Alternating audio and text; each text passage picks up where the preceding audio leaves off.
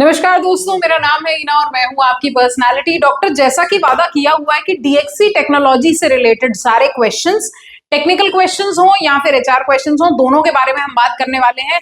जरा सा प्रोसीजर समझा देती हूँ। सबसे पहले जो है रिटन राउंड्स होते हैं, quantitative, verbal, logical reasoning, computer programming और उसके अलावा जो होता है ऑटोमेटा फिक्स, और आपका एक ऐसे राइटिंग का एक एग्जाम यहाँ पर होता है जो ये एक साथ पूरा हो जाता है। उसके बाद ग्रुप डिस्कशन का लेवल आता है, ये ऑप्शनल होता है, अगेन डिपेंडिंग आप किस तरह की पोजीशन के लिए अप्लाई कर रहे हैं।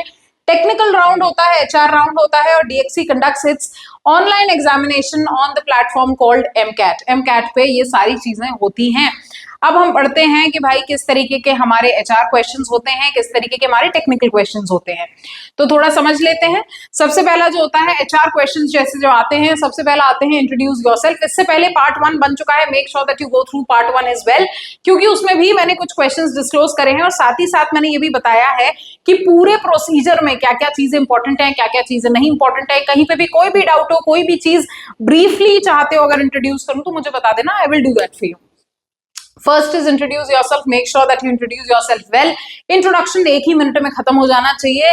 1 मिनट में इसलिए क्योंकि इससे ज्यादा देर जो है कोई भी आपका इंट्रोडक्शन सुनने में इंटरेस्टेड नहीं रहता। सिर्फ रेलेवेंट चीजें जो है इंट्रोडक्शन के बारे में यहाँ पर बताइए कि आपको क्यों सामने वाला यहाँ पर हायर करे, ये सोचते हुए अपना इंट्रोडक्शन दीजिएगा। Next is how do introduce yourself in an interview. आप यहाँ पर जो है इंट्रोड्यूस इस तरीके से करें कि इंटरव्यू रेलेवेंट ही जो है आपसे ये सवाल किया गया है तो इंटरव्यू रिलेटेड ही आंसर दें आप इसका।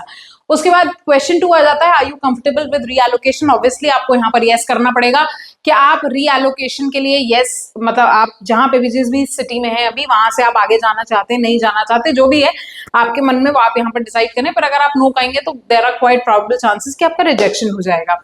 उसके बाद आ जाता है what do you know about your company. Company के बारे में रेलेवेंट इंफॉर्मेशन आपके पास होनी ही चाहिए before sitting in the interview, चाहे वो बेसिक इंटरव्यू में, चाहे वो टेक्निकल इंटरव्यू में हो, क्योंकि वहीं से आपको पता चलता है कि इस कंपनी के कल्चरल चीजें कैसी हैं, इस कंपनी का मिशन विजन क्या है, किस तरीके से अपने एम्प्लॉइज को ट्रीट करती है। ये सारी चीजें जो है यहाँ पर आपके लिए मिल जाएंगी। उसके बाद जाता है tell me about your strengths and weakness. Strength and weakness वाला अगेन एक कॉमन सवाल है, बट मैंने अच्छे अच्छे बच्चों को जो है यहाँ पर फेल होते हुए देखा है, क्योंकि वो अपनी वीकनेस पे इतना फोकस करते हैं। वो बोल देते हैं कि भाई मुझे एंगर इश्यूज हैं। तुम्हारे एंगर इशू कंपनी में क्या लेकर आ रहे हैं, कुछ भी नहीं, और उल्टा प्रॉब्लम क्रिएट कर देंगे। तो if you say the answer in this manner that yes I have some anger issues, या I feel like I should be a little bit more, my weakness is that I be angry very soon, या I have some anger management issues and I'm trying to work on it. I'm taking therapy. I'm doing some courses related to anger management so that I can really manage my anger well and I can put my anger in the right direction. अगर आपने इस तरीके से अपने सवाल का जवाब दिया है तो मान लीजिएगा मेरी बात कि आपको सिलेक्शन से कोई नहीं रोक सकता है। ठीक, और उसके बाद आपसे सामने वाला जो है ये पूछेगा जरूर कि भाई any questions for me. Relevant questions पूछिए। आप सिर्फ सैलरी नेगोशिएशन रिलेटेड क्वेश्चंस मत पूछिए।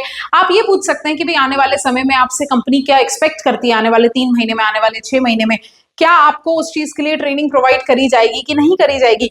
तो क्वेश्चंस थोड़े दमदार होने चाहिए, क्लियर होने चाहिए, अच्छे होने चाहिए, ताकि सामने वाला ये समझे कि आपने इसको सही तरीके से परसीव या परस्यू करा है या नहीं करा है। कोडिंग रिलेटेड क्वेश्चंस थोड़ा सा देख लेते हैं। कोडिंग नॉलेज अगर आपकी कोई टेस्ट करता है तो यूजुअली किस तरीके के सवाल आते हैं, that is what is the output of the program that copies two arrays. तो यहाँ पर कोडिंग रिलेटेड ये सवाल आ सकता है, what is the definition of the bootstrapping in compiler design. तो अगेन कोडिंग रिलेटेड क्वेश्चन है। What is the meaning of relocatable machine code. उसके बाद जाता है what are some examples of the compiler development tools. यहाँ पर आपको compiler development tools के एग्जांपल्स देने हैं। What are the uses of graph data structure? Graph data structure क्यों इंपॉर्टेंट है, क्या उसके यूजेस हैं, आपको ये चीजें बतानी है। आशा करती हूँ वीडियो समझ आई होगी, पसंद आई होगी।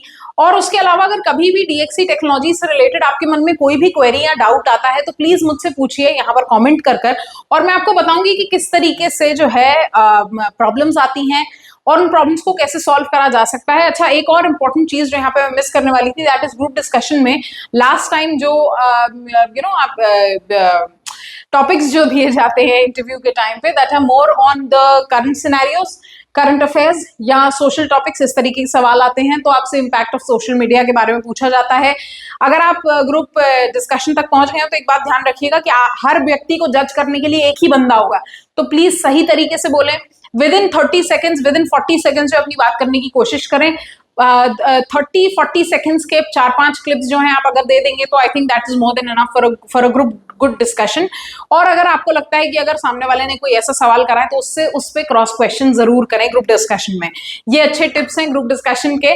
आशा करती हूँ अगेन वीडियो पसंद आया होगा, समझ आएगा। अगर कोई भी रिलेटेड डीएक्सी टेक्नोलॉजी से रिलेटेड आपके मन में कोई भी डाउट है, क्वेरी है, प्लीज मुझे यहाँ पर कॉमेंट सेक्शन में बताएं और मैं पूरी कोशिश करूंगी कि आपके क्वेश्चन को सॉल्व करूंगी और आप तक बेहतर से बेहतर क्वेश्चंस, बेहतर से बेहतर आंसर्स, ये सारी चीजें लेकर आऊंगी। Thank you so much guys, signing off now, your own personality doctor.